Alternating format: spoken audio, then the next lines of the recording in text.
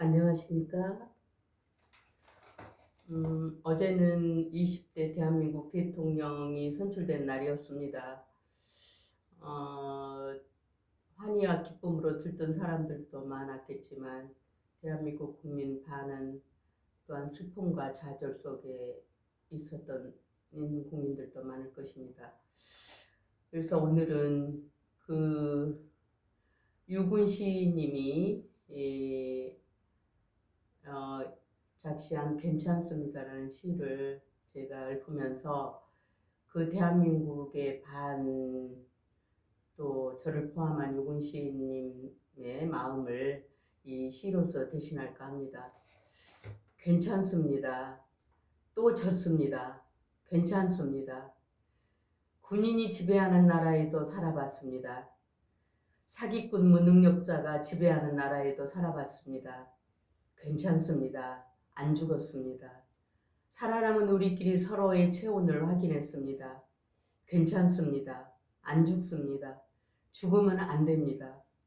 진심을 다해서 나쁜 놈이 지배하는 세상을 막자고 울며 소리치며 온 힘을 다했습니다.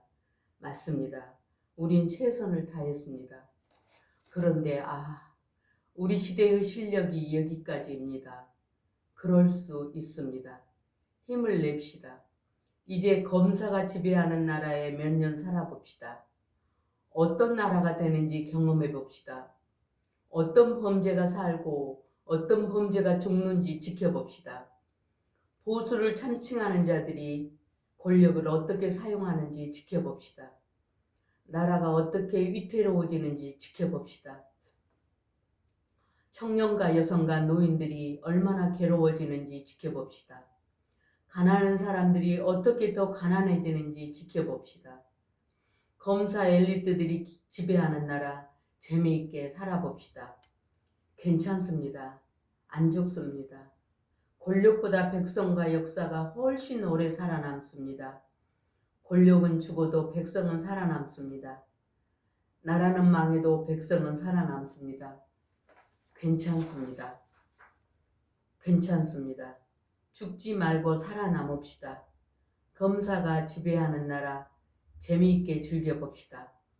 군인과 얼마나 다른지 지켜봅시다. 괜찮습니다. 당신이 거기 계셔서 괜찮습니다. 우리가 여기 있어서 괜찮습니다. 진정으로 괜찮습니다.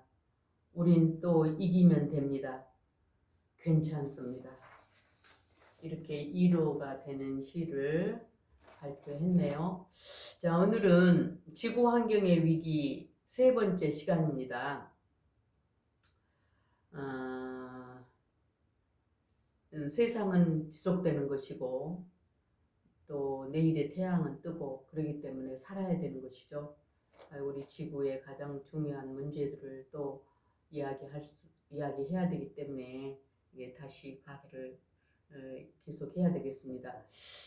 자, 지구 온난화의 요인 중에서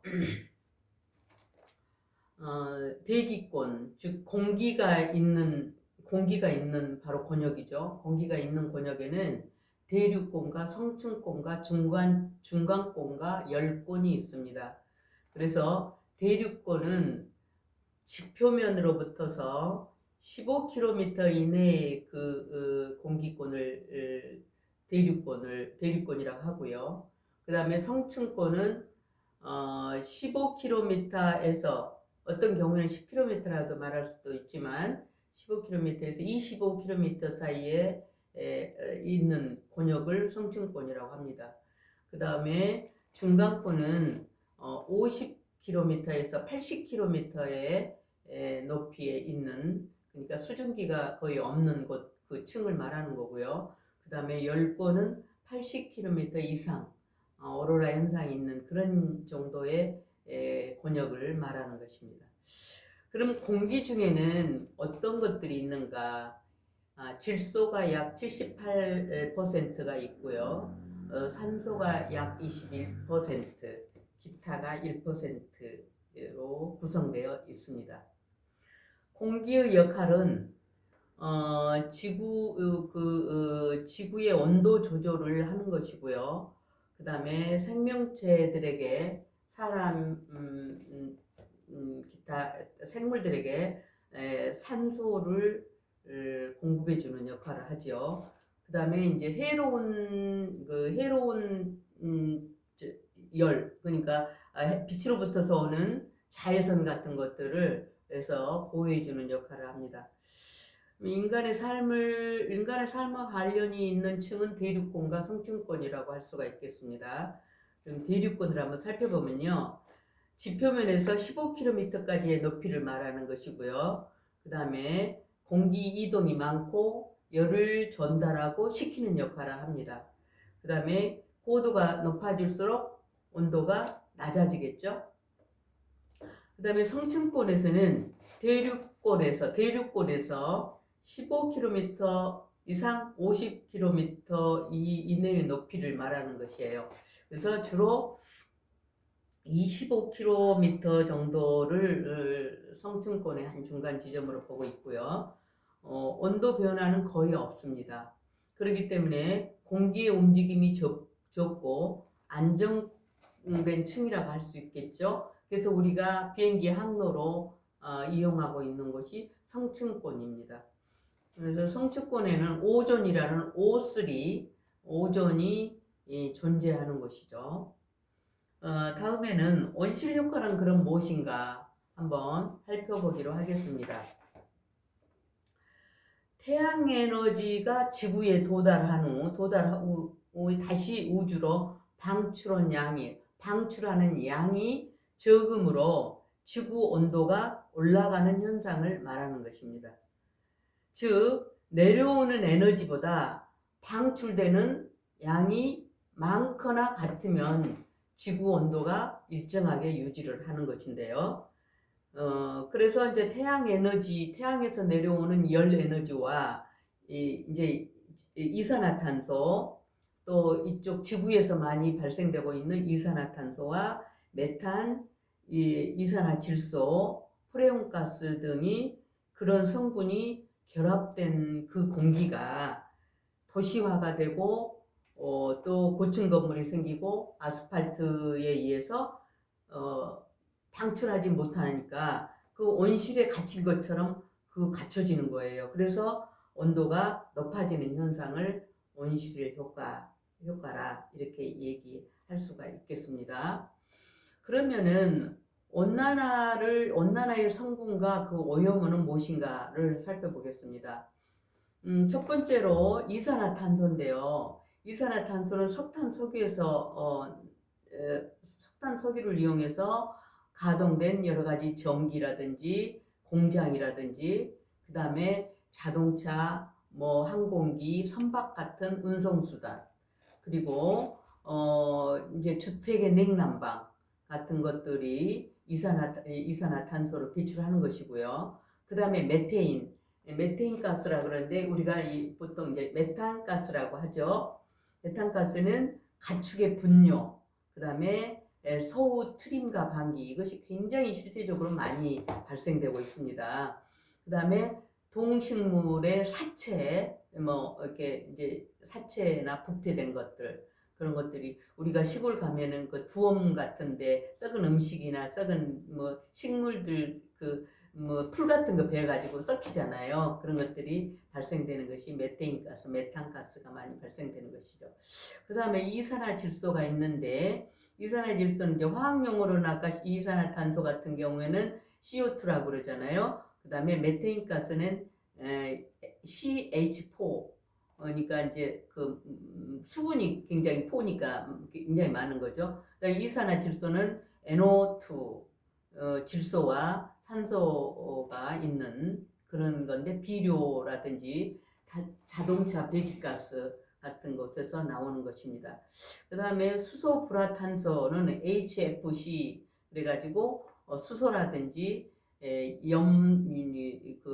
불소라든지 불소라든지 탄소에서 난 건데요. 에어컨이나 냉장고의 냉매에서 방출되는 것입니다. 그 다음에 이제 우리가 스프레이에서 머리 같은 거 이렇게 분사시키는 스프레이 있잖아요. 스프레이라든지 그 다음에 분사제, 각종 분사제, 무슨 향료라든지 그렇게 분사시키는 거, 그런 거에서 나오는 것입니다. 그러면 이산화탄소를 흡수하는 무엇일까?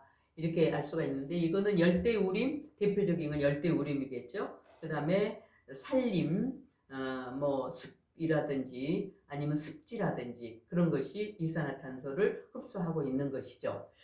그 다음에 대표적인 것으로 열대우림을 들 수 있는데요. 열대우림을 우리가 얼른 생각할 때 브라질의 뭐 아마존강 이것만 생각하고 계시잖아요. 근데 아마존강 우림이 물론 이제 대표적이고요. 그 다음에 중부 아프리카 카메룬이라든지 남수단이라든지 케냐 같은 데서 나는 그런 중부 아프리카, 또 인도네시아 일대에서 나는 열대우림이 있습니다.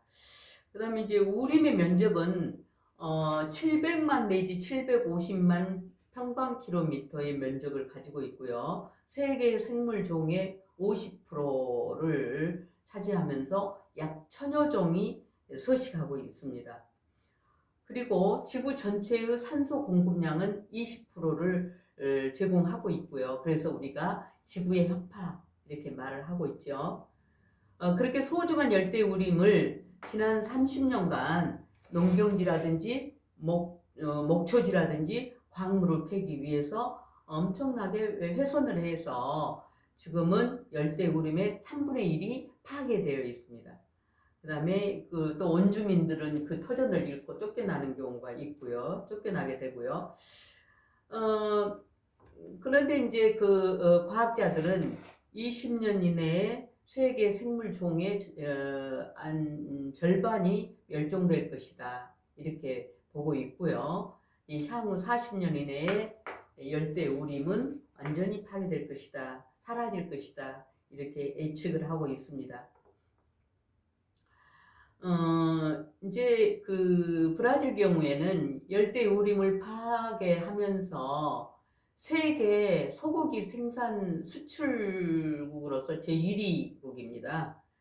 이제 목초지를 없애가지고 소고기를, 그러니까 목초지 또 이제 소를 키우는 거나 목초지로 또 만들어서 그렇게 판매하고 있고요. 또 콩도 세계 제2위를 하고 있습니다. 문제는 열대우림이 파괴되면서 내뿜는 이산화탄소가 연간 약 30억 톤을 내뿜는다고 하니까, 그러니까 결국 탄소 공장이 되는 거죠. 오히려 이산화탄소 흡수원이 아니라 오히려 반대로 탄소 공장이 되면서 오히려 아마존에서 아니 열대우림에서 흡수하는 양보다 내뿜는 양이 더 많은 이런 심각성이 가장 큰 문제가 된다고 할 수 있겠습니다. 오늘은 여기까지 수업을 마치고요. 다음 시간에 다시 뵙겠습니다. 그동안 건강하시고 안녕히 계십시오.